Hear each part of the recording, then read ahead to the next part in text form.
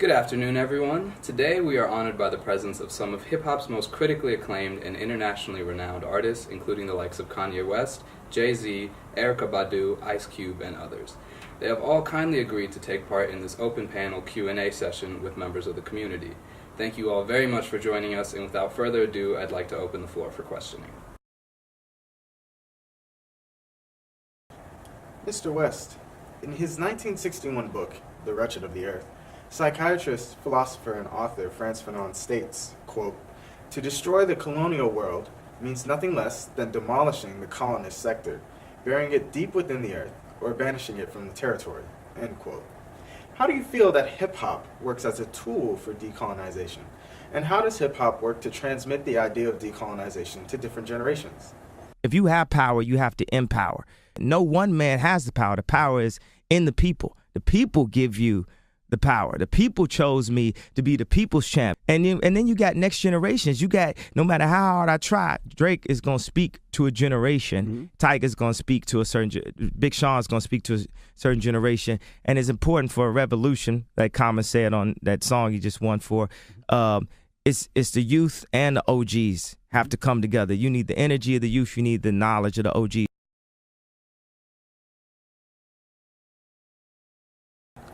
Ms. Badu, in his 1962 lecture titled The Artist's Struggle for Integrity, author and social critic James Baldwin stated, "The poets, by which I mean all artists, are finally the only people who know the truth about us. Soldiers don't, statesmen don't, priests don't, union leaders don't, only the poets." How do you feel hip-hop artists embody the notion of poetry as truth? And what is the truth that we can learn from hip-hop artists in the modern age? I think it's the culture. I think it's where we are. Because hip-hop is the people. Mm-hmm. Hip-hop goes wherever the people go. It grows how the people grow. And that's just where they are. So they're just broadcasting the news. I don't think it's an artist's responsibility to do anything but be honest.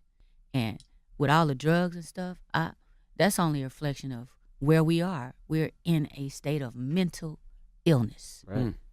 Period. And what we're trying to do is cope in some kind of way, whether that's with a mate or with some kind of drug or alcohol, health food, or whatever it is you're using. Mm-hmm. We're trying to cope with it because the energy is just kind of low.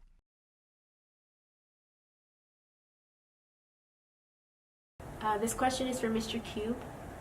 In Sut Jali's 1997 film, Stuart Hall, Representations and the Media, Stuart Hall, a cultural critic and public intellectual, put forth the notion that representation is constitutive and meaning is unfixed. How do you feel the hegemonic representations of hip-hop in the mass media impact the constructions and representations of blackness and black masculinity? Well, I don't think Al Pacino's a gangster. He does Scarface, and, so, why me? I just don't like the hypocrisy. You take a person like what they call Stormin' Norman Schwarzkopf. He's responsible for way more deaths than Snoop Doggy Dogg is alleged to be responsible for. But he's a hero.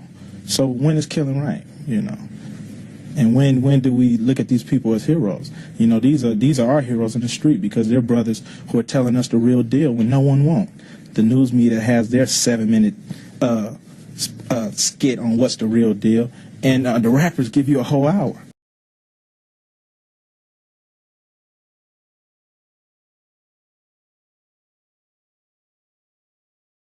So, Mr. Carter, in her 1987 book, Assata, an Autobiography, Black revolutionary Assata Shakur states that, quote, "No movement can survive unless it is constantly growing and changing with the times.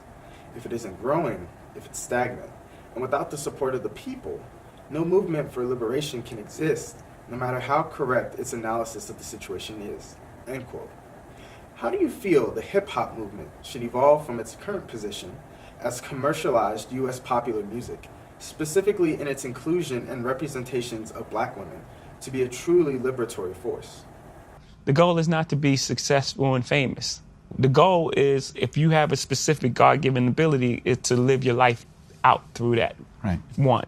And two, we have a responsibility to push the conversation forward until we're all equal. Mm-hmm. Until we're all equal in this place, because until everyone's free, no one's free. And that's just the fact.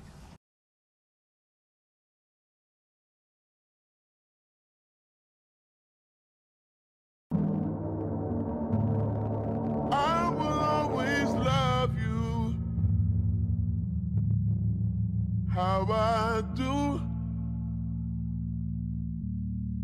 Let go of a prayer for you. Let go of a prayer for you. Just a sweet word. Just a sweet word. The table is prepared for you.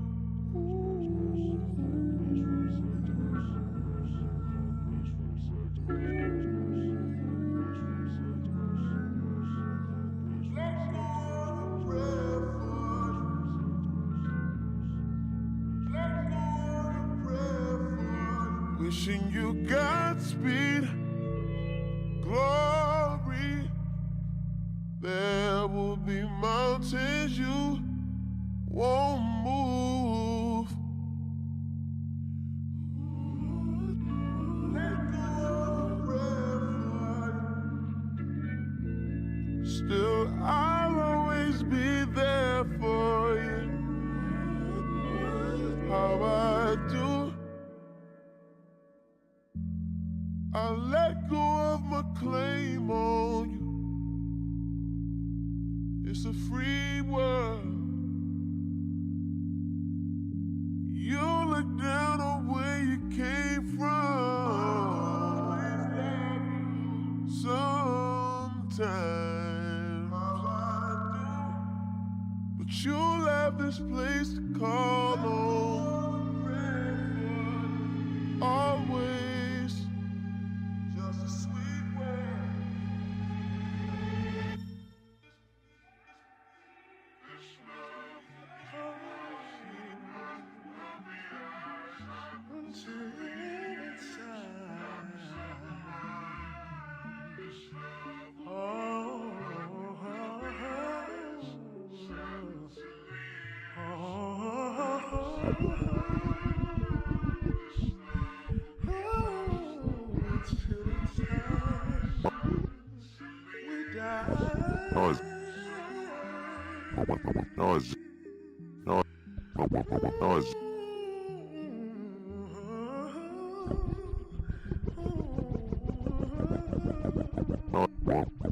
I was just telling that I got this girl before, and I was together since 3 years, and I was not even cheating her or what, and Facebook arrived, and she wanted me to accept her on Facebook, and I don't want it because I was like in front of her, and she told me like accept me on Facebook. It was virtual, means no sense. So I said, I'm in front of you. I don't need to accept you on Facebook. She started to be crazy. She thought that because I didn't accept her, she thought I was cheating. She told me like it's over. I can't believe you. I said, come on, you're crazy. So like I'm in front of you. I'm every day here in your house, but it means like it's jealousy, pure jealousy for nothing.